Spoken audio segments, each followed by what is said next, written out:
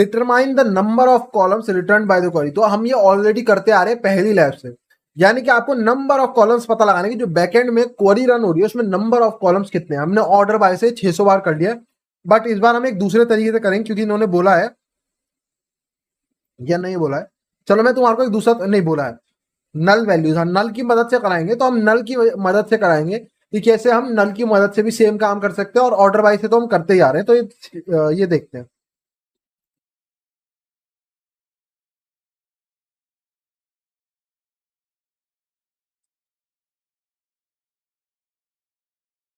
और सीक्वेंसर भेज दिया रिपीटर। तो ये हमारी लैब है यहाँ पे नहीं, ये अरे यूट्यूब की कौन सी रिक्वेस्ट को ले आया मैं, ये वाली।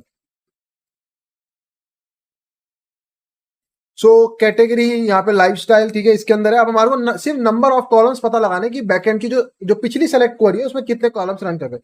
अभी तक तो हम एक सिंपल तरीके से करते आए थे, जो कि था ऑर्डर बाय, तो उससे भी हम अभी भी कर सकते हैं।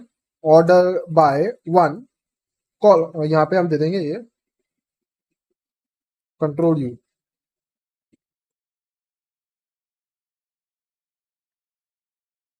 दो कॉलम नो एरर, तीन कॉलम नो एरर, क्या बात है, चार column and we have the internal server error. तो इसका मतलब यहाँ पे तीन कॉलम्स यूज हो रहे हैं,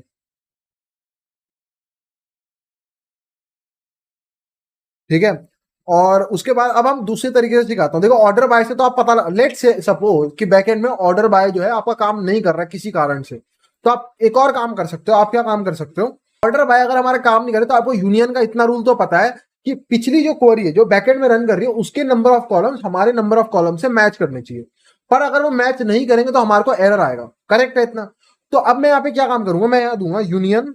अब हमारे को पता है क्योंकि हमने ऑर्डर बाय से पता लगा दिया नंबर ऑफ कॉलम्स 3 है, तो मैं यहाँ दूंगा union, let suppose union select, ठीक है, और यहाँ पे दे दूंगा नल, खाली है यूनियन सेलेक्ट नल करो।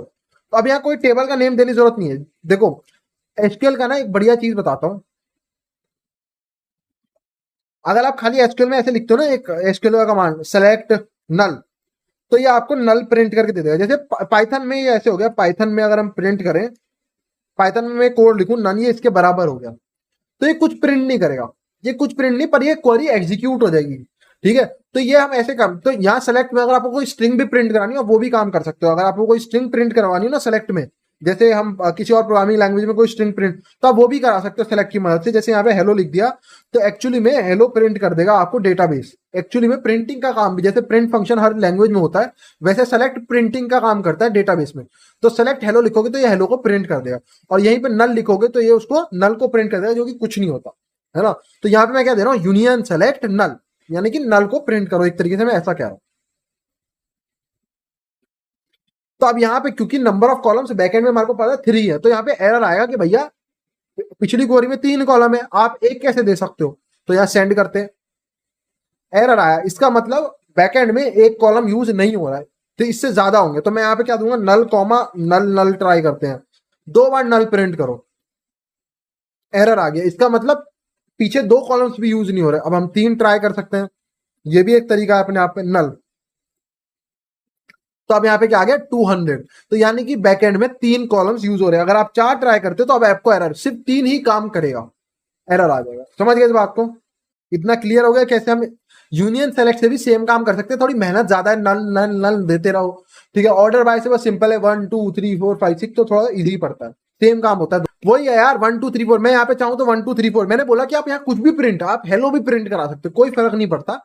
नल वैसे दे देते हम, आप 1 2 3 4 ऑर्डर बाय में भी सेम काम कर सकते हो। Order by 1, order by 1,2, order by 1,3, order by 1,5, जितने नंबर ऑफ कॉलम्स हो गए उतने तक तो 200 आएगा। जैसे आप करोगे ऑर्डर बाय 1,2,3,4, 4 पे एरर दे देगा। तो आप 1 की जगह खाली 1 2 3 4 की जगह 1,2,3 ऐसे भी कर सकते हो ऑर्डर बाय में भी।